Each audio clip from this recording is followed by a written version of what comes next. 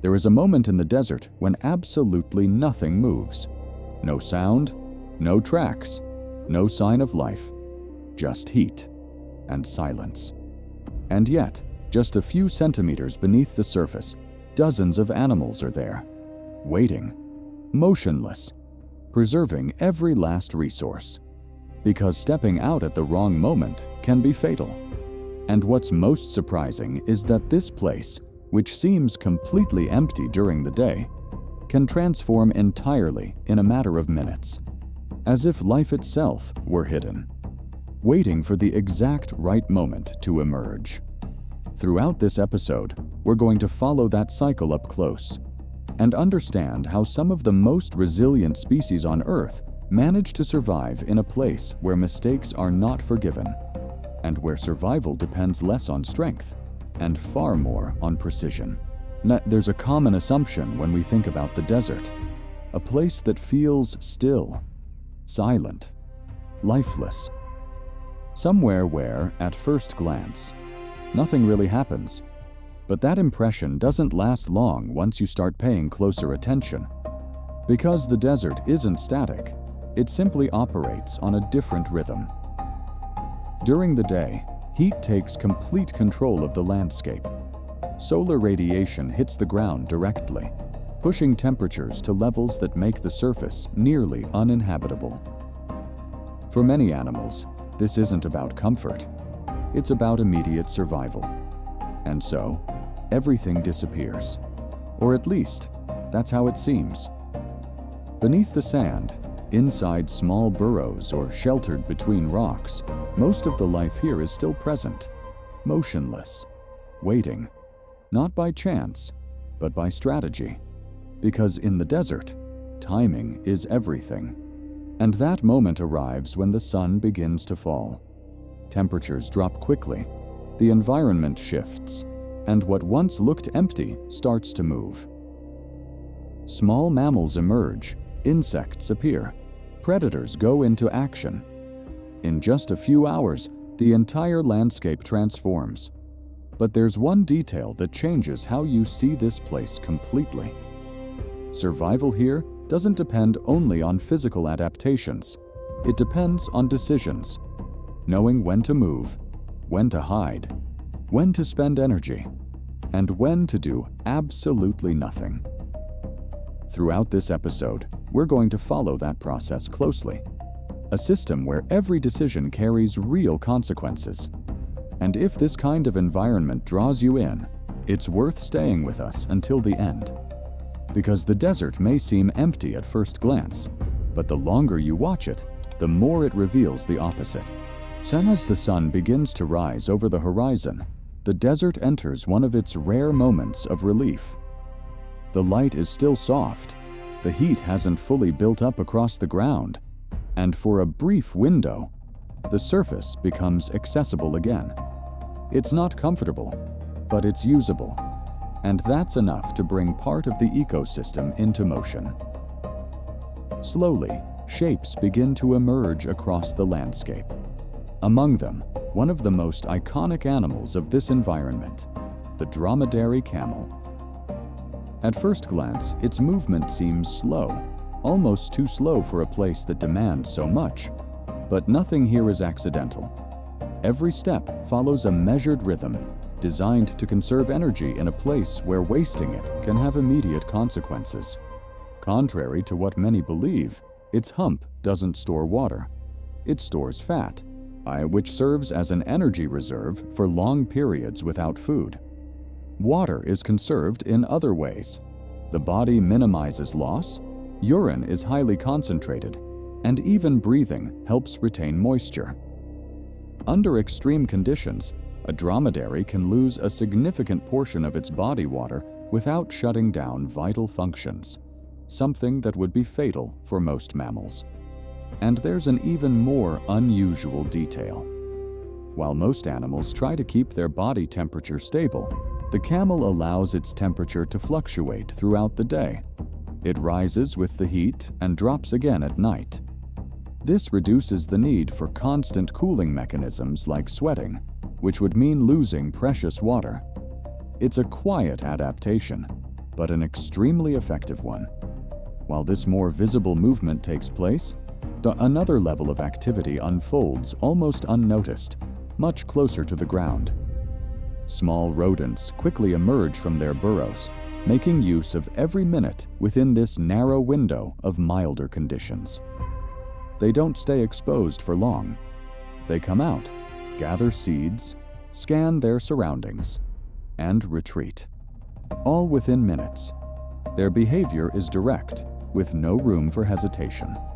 In the desert, hesitation is costly, and the smaller the animal, the less tolerance it has for heat and water loss. This difference in scale reveals something important right from the start. There isn't a single way to survive here. What works for a large animal capable of covering long distances doesn't work for a small one that depends on constant shelter. Instead, the environment favors different strategies that coexist at the same time. Endurance on one side, discretion on the other. But this window of activity closes faster than it seems. As the sun climbs higher, radiation increases sharply. The ground heats up, the air dries out, and the surface begins to reflect heat from every direction. What was briefly usable starts to become unstable again. The smallest disappear first. Then even the more resilient begin to slow down.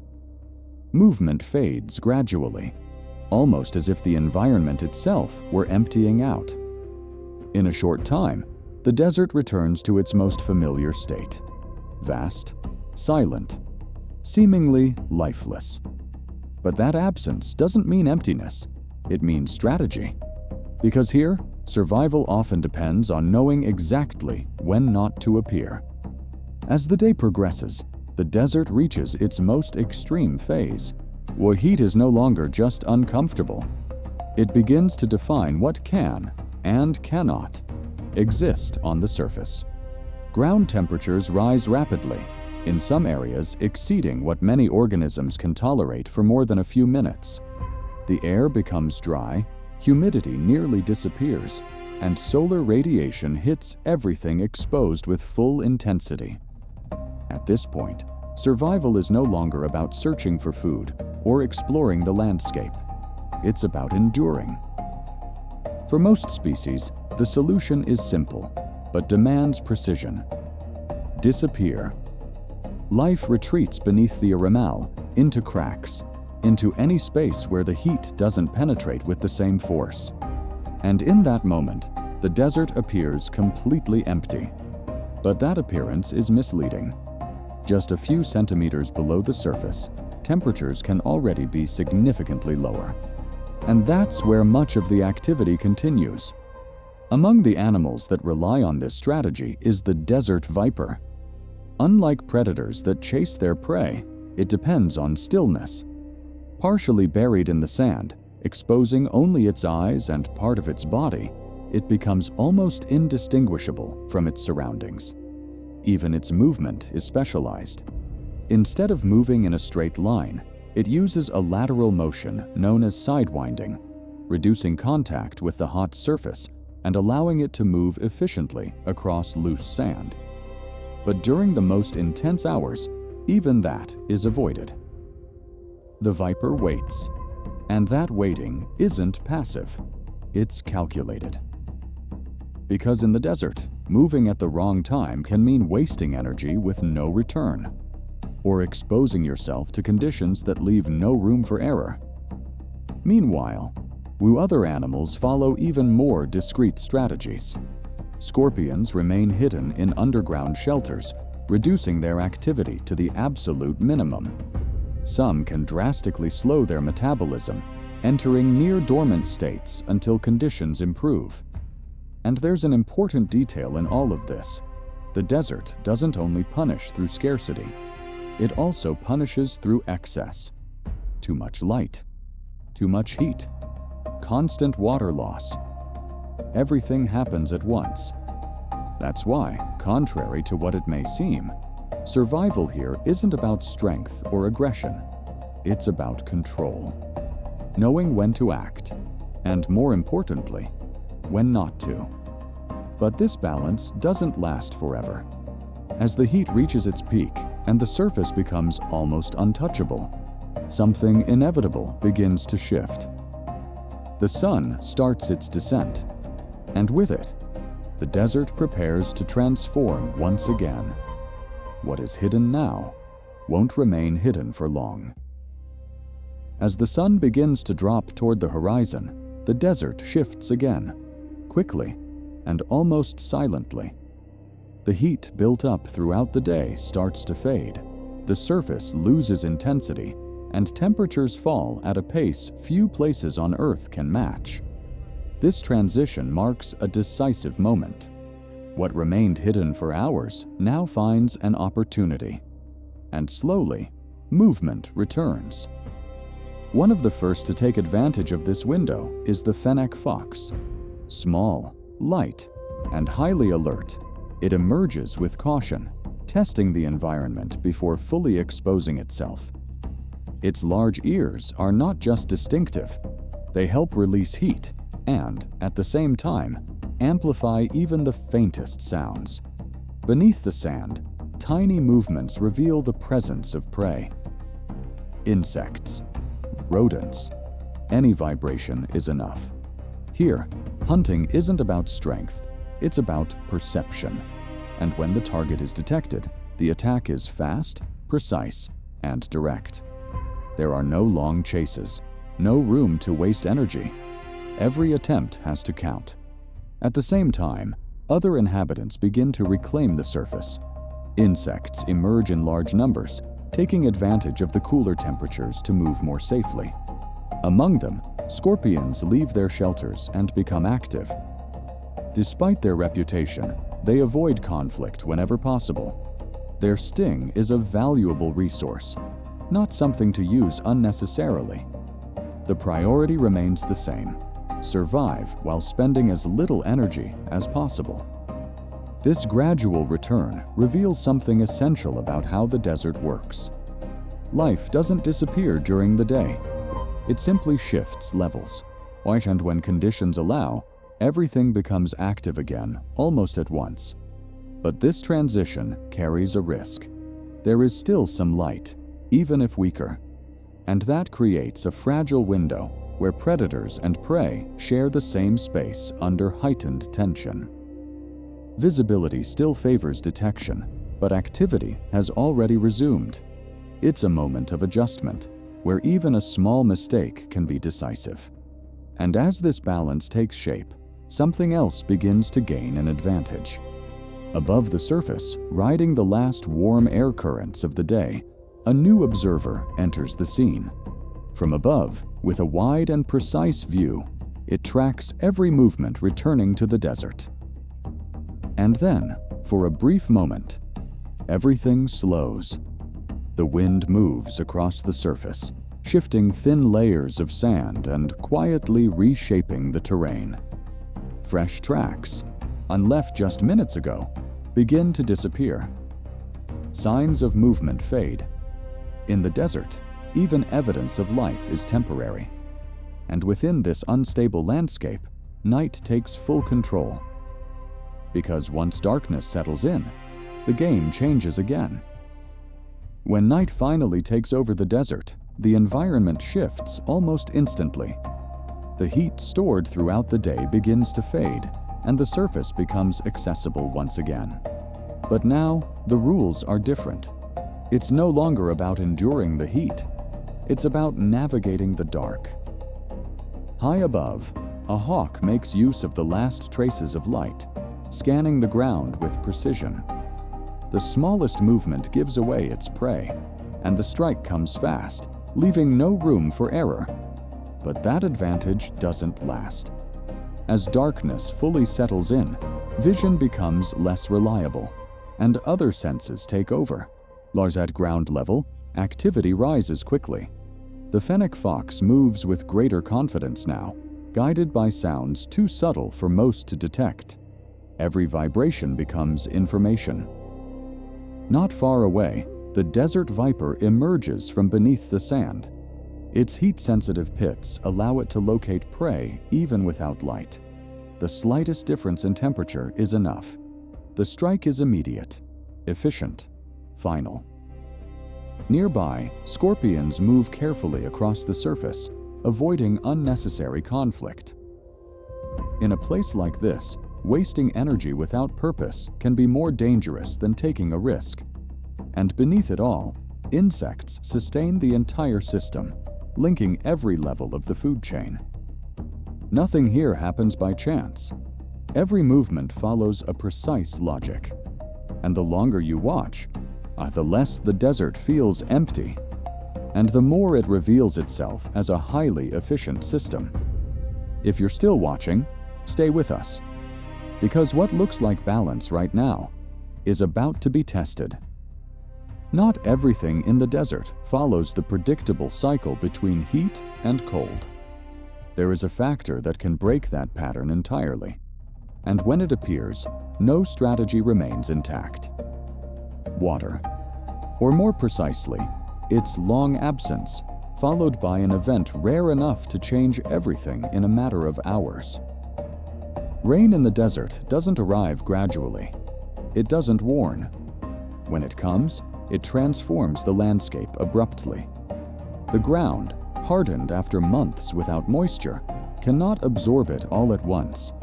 Instead, water begins to gather, to flow, forming temporary pockets that completely alter animal behavior. For a brief moment, the desert stops functioning as a place of restriction and becomes a place of opportunity. But that opportunity comes with an immediate consequence: concentration.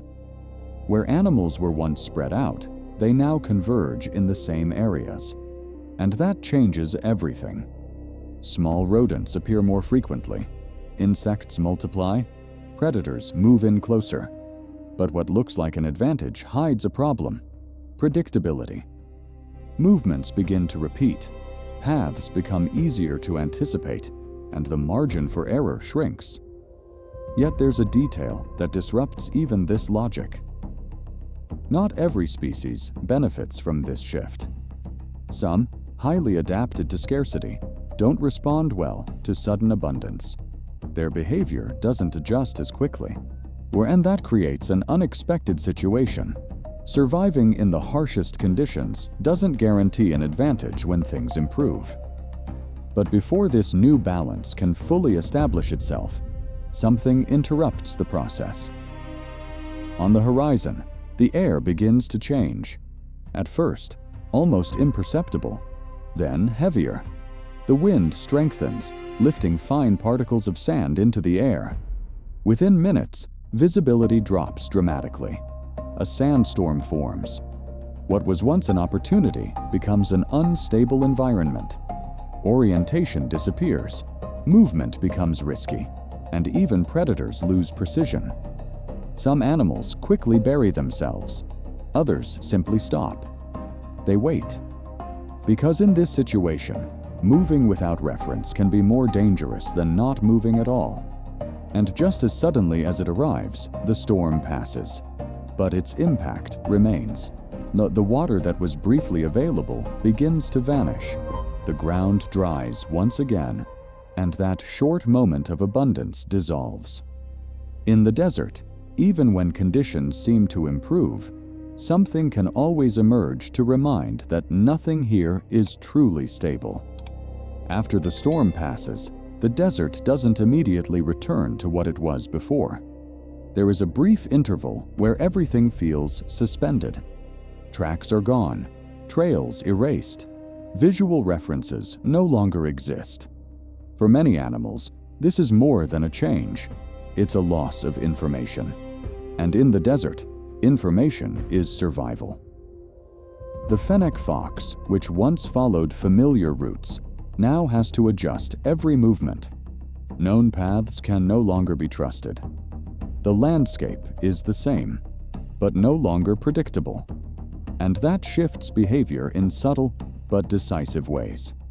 Instead of long, continuous movement, pauses become more frequent. The rhythm changes, not by choice, but by necessity.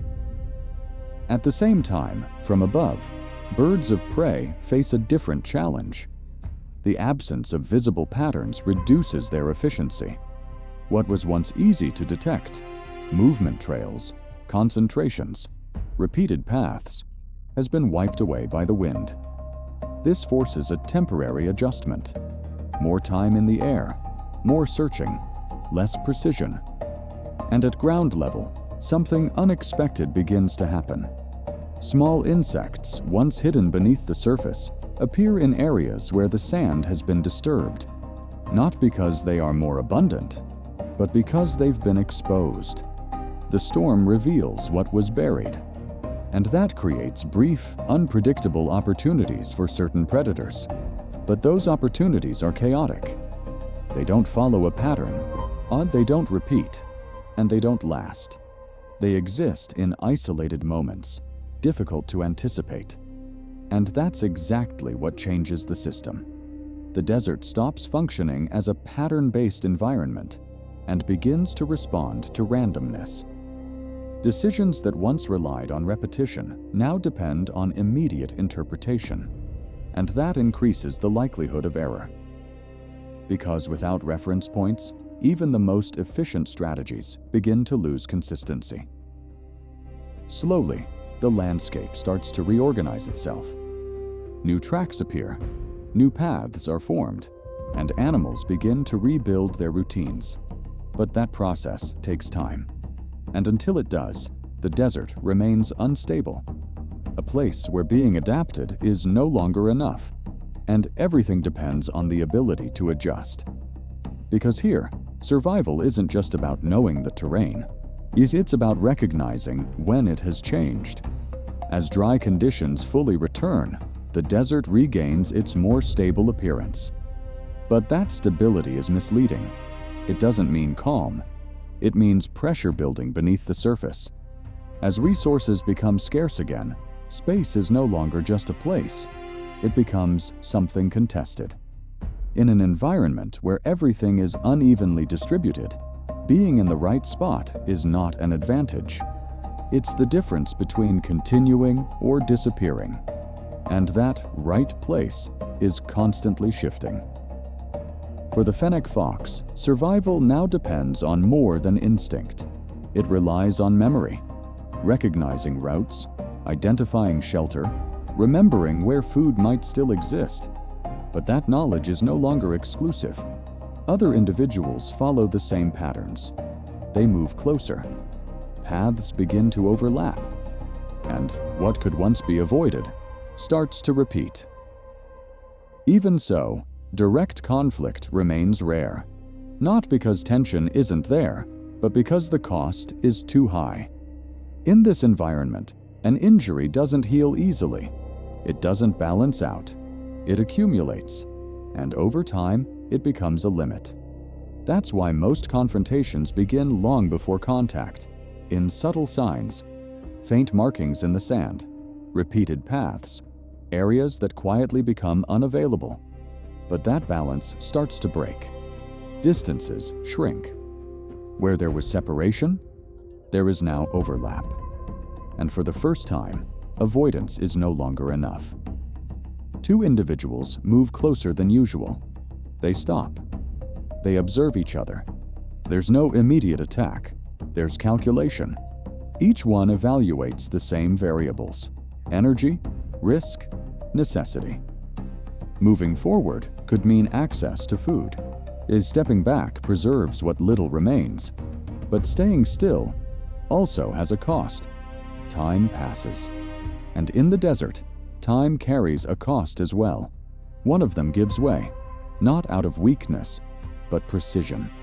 It retreats before the conflict begins, before the risk becomes irreversible. And that small moment reveals something larger. Here, conflict isn't always visible, but it is always present. For smaller species, the pressure is even more direct. Their territory isn't wide. It's a single point, a burrow, a patch of shade, a shallow dip in the sand where temperature is just tolerable. Losing it isn't a setback. It means having nowhere to return to. And while all of this unfolds on the ground, from above, the pattern looks different. Birds of prey don't claim territory in the same way. They track movement, repetition, concentration, error. Yet from that perspective, tension below becomes opportunity. And that adds another layer of pressure to a system already under strain. Because now, it's not just about competing. It's about avoiding exposure while doing so.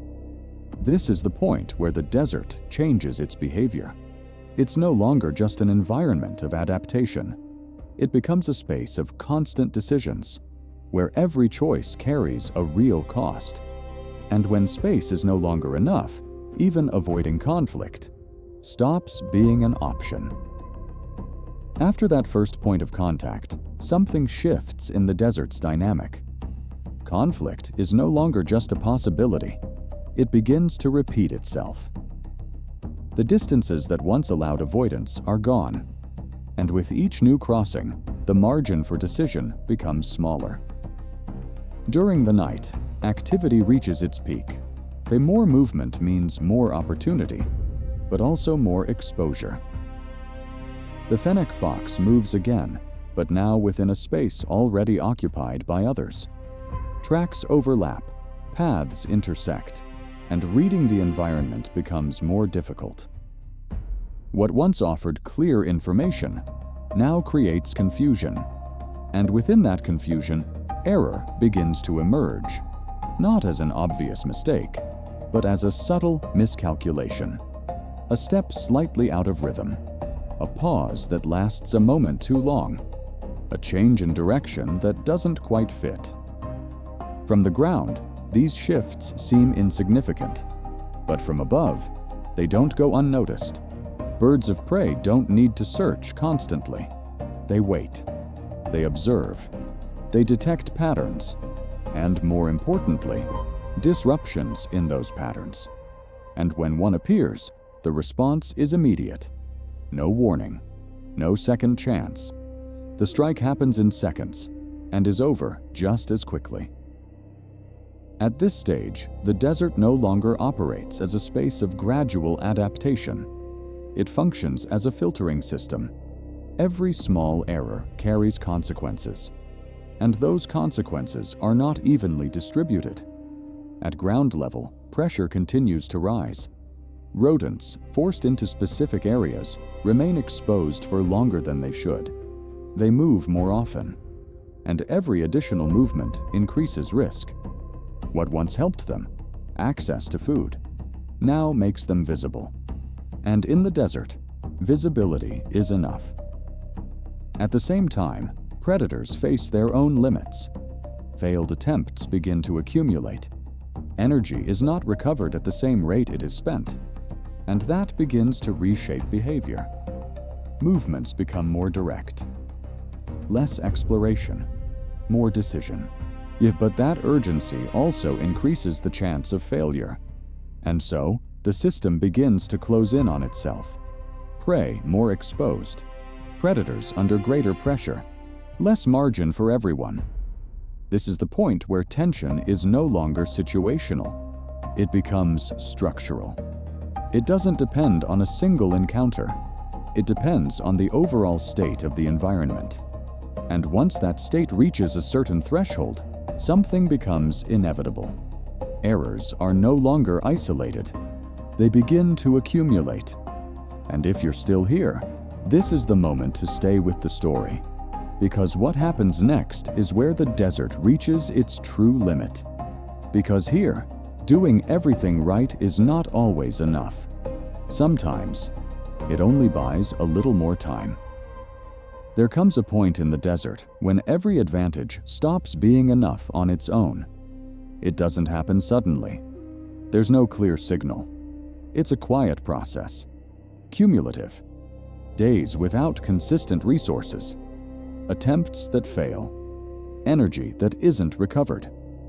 Gradually, the body begins to respond, and when that happens, the margin for error disappears.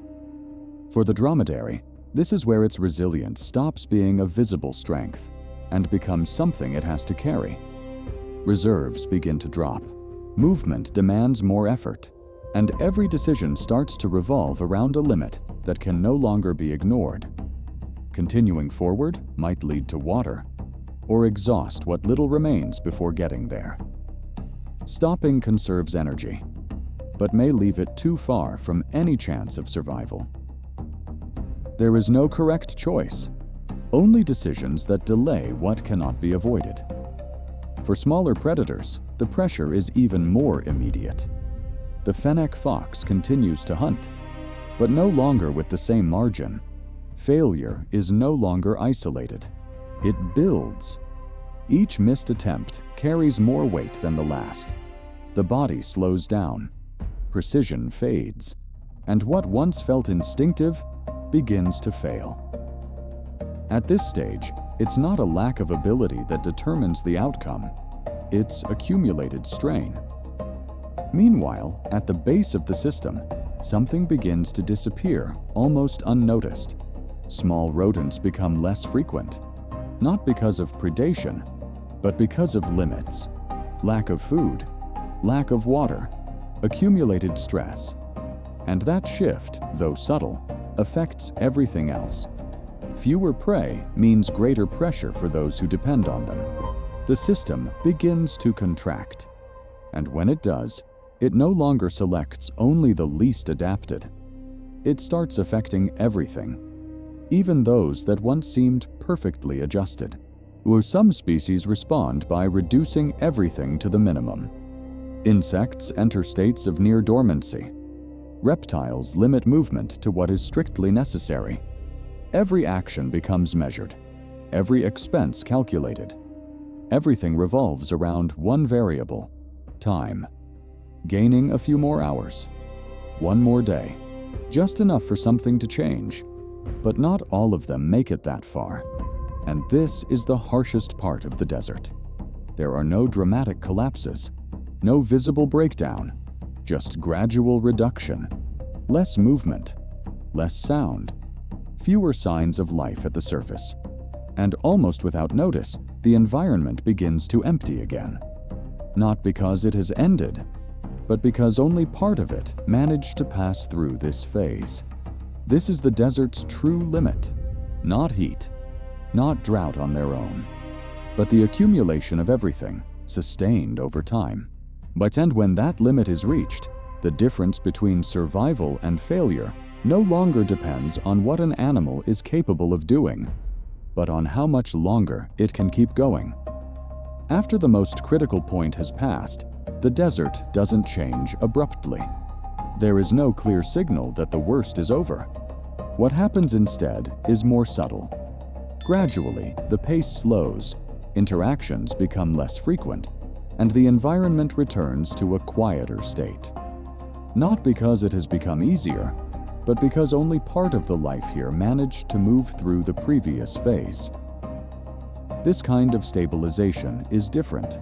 It's not built on abundance, but on adjustment. What remains is a system more balanced within its own limits. Fewer encounters, less unnecessary movement, more precise decisions. For the dromedary, this means returning to familiar routes, paths where there is still a chance of finding resources. Movement continues to be slow, but now more deliberate. For predators like the fennec fox, the change appears in more selective behavior. Fewer attempts, more calculation. Every action must have a clear purpose. At the lower levels of the system, small populations begin to return gradually. Insects reappear in quiet cycles. Rodents once again occupy specific areas. Nothing happens quickly, but enough to sustain balance. This process reveals something important. The desert doesn't rely on consistency. It operates in separated cycles, where each phase, activity, scarcity, and recovery, plays a necessary role. Even when it seems still, it is always changing. And there is one element that moves through these cycles in a different way: human presence. In regions like the Sahara, communities such as the Tuareg have moved across this landscape for generations.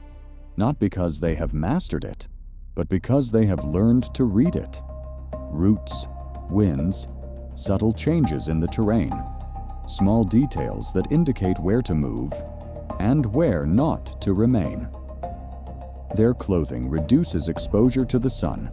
Their movement follows the most favorable moments, and every decision reflects the same logic seen in the animals. Avoid waste, reduce risk, act at the right time. Different species, same strategy. And that reveals something essential. In the desert, survival is not about resisting the environment. It's about adjusting to it. Because here, nothing lasts for long. Not water, not tracks, not even the signs of passage. The wind rises once more. The surface shifts. Grains of sand slide across the ground, slowly covering what was there before. Tracks disappear. Trails are erased. Paths cease to exist. In a matter of minutes, the desert removes everything, as if nothing had ever passed through, as if every attempt to survive could vanish, without a trace. And when the sun rises again, it all begins once more. After following this entire cycle, the desert stops feeling like just an extreme place and starts to make sense. At first, everything suggested absence, heat, silence, scarcity. But the longer you observe, the clearer the pattern becomes. Every behavior, every adaptation, every decision is directly shaped by the environment. Nothing is wasted.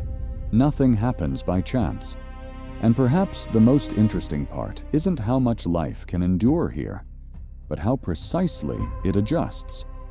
In the desert, survival isn't about strength. It's about precision. Knowing when to act, when to hold back, when to wait. And that changes the way this place is seen completely. Because it isn't empty. It's selective. And it shows with absolute clarity how far life can go when everything seems to be against it. If this journey changed the way you see the desert, it's worth exploring further. Because there are many other extreme environments out there right now, just as silent, just as complex, and just as full of life. And now I want to ask you something.